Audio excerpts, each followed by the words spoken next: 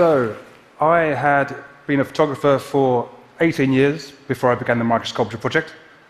And in that time, I'd shot global ad campaigns, I had the opportunity to photograph some of my generation's icons, and I was traveling the world. You know, I got to a point in my career that I dreamed of getting to, and yet for some reason I still felt a little bit unfulfilled. You know, despite the extraordinary things I was shooting and experiencing, they'd started to feel a little bit ordinary to me. And I was also getting concerned about how disposable photography had started to feel in the digital world. And I really wanted to produce images that had a sense of worth again. And I needed a subject that felt extraordinary. Sometimes I wish I had the eyes of a child. And by that I mean I wish I could look at the world in the same way as I did when I was a small boy. I think there's a danger as we get older that our curiosity becomes slightly muted or dulled by familiarity. And as a visual creator, one of the challenges for me is to present the familiar in a new and engaging way. Fortunately for me, though, I've got two great kids who are still curious about the world.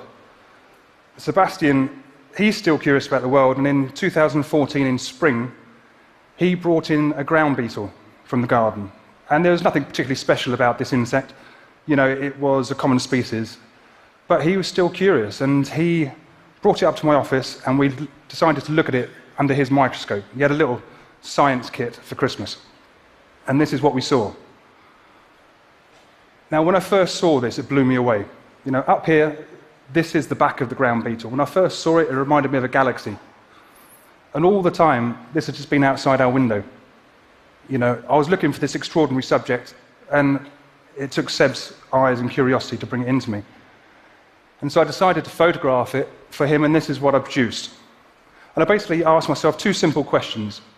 And the first one, you know, could I take all my knowledge and skill of photographic lighting and take that onto a subject that's 5 millimeters long? But also, could I keep creative control over that lighting on a subject that size? And so I practiced on some other found specimens, and then I approached the Oxford University Museum of Natural History to see if I could have access to their collection to progress the project. And I went up there for a meeting, and I showed them some of the images that I'd been shooting, and they could see the kind of detail I was able to get. And I don't think they'd ever really seen anything quite like it before. And from that point forward, they gave me open access to their entire collection and the assistance of Dr. James Hogan, their entomologist. Now, over the next 2.5 years, I shot 37 insects from their collection. And the way I work is that I essentially split the insect up into multiple sections, and I treat each one of those sections like a small, still life. So, for example, if I was photographing the eye of an insect, which is normally quite smooth and dome-shaped, then I'd use a light source that is large and soft and diffuse, so I don't get any harsh hot spots on that surface. But once my attention turns over to a hairy leg, that lighting setup will change completely. And so I make that one tiny section look as beautiful as I possibly can. And I work my way across the insect until I have about 20 or 25 different sections. The issue with photography at high magnification is there is inherently a very shallow depth of field. So to get around that, what I do is I put my camera on a rail that I can automate to move 10 microns in between each shot. That's about 1/7 the width of a human hair. And then that provides me with a stack of images, a deep stack of images, each have a tiny slither of focus all the way through. And I can squash that down to produce one image that is fully focused from front to back.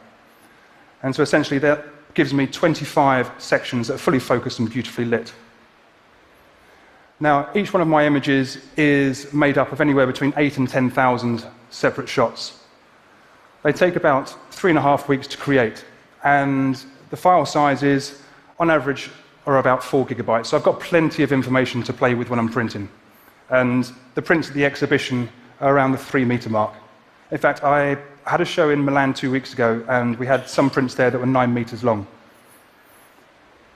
But, you know, I realized that these images, they still have to work in the digital world.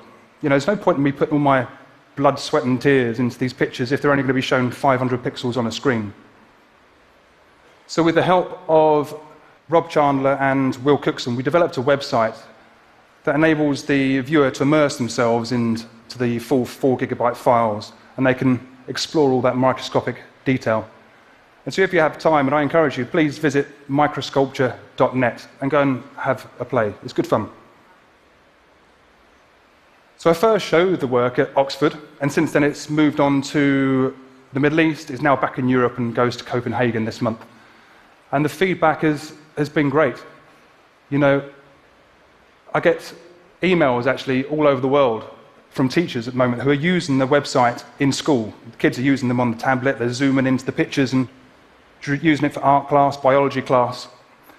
And that's not something I planned, that's just a beautiful offshoot of the project. In fact, one of the things I like to do at the exhibitions is actually look at the kiddies' reactions. And they could have, you know, standing in front of a 3-metre insect, they could have been horrified, but they don't. They look in wonder. This little chap here, he stood there for 5 minutes motionless. And at the end of the day, actually, at the end of the day at the exhibitions, we have to wipe down the lower third of the big prints, just to remove all those sticky handprints, because all they want to do is touch those big bugs. Now, I want to leave you with one final image, if that's okay, and this is to do with Charles Darwin. Now, one of the recent images that I photographed was this one here. And I'm talking about the creature in the box, not my cat. And this is a shield bug that Charles Darwin brought back from Australia on the HMS Beagle in 1836. And when I got it home, I stood in my kitchen and stared at it for about 20 minutes. And I couldn't believe that I was in possession of this beautiful creature. And at that moment, I kind of realized that this validated the project for me. The fact that the museum were willing to risk me playing with this kind of showed me that my images had worth. You know, they weren't disposable. And that's the image that I produced. And I often wonder, you know, still when I look at this, what would Charles Darwin make of these images? You know, do you think he'd like his picture of his shield bug? And I hope so. So,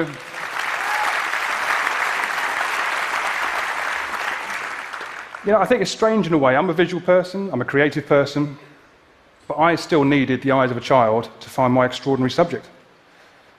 That's the way it was. So all I can say is, thank you very much, Sebastian, and I am very, very grateful. Thank you.